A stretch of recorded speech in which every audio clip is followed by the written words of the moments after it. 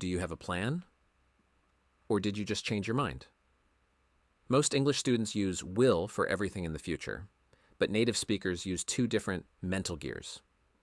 Today, I'm going to show you the decision moment secret so you can stop guessing and start sounding natural.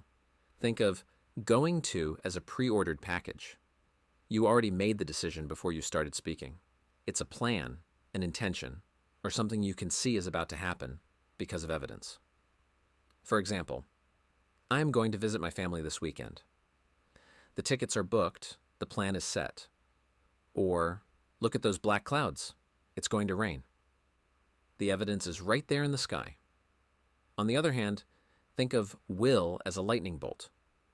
It happens at the exact moment of speaking. It's a sudden decision, an offer, or a promise. Imagine you are at a restaurant and the waiter asks for your order. You don't say, "I am going to have the steak," unless you planned it 3 days ago. You say, "I'll have the steak, please." It's a decision made right now.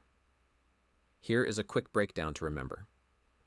Going to equals the plan. You decided before now. Will equals the reaction. You are deciding at this second. We also use will for promises and volunteering to help.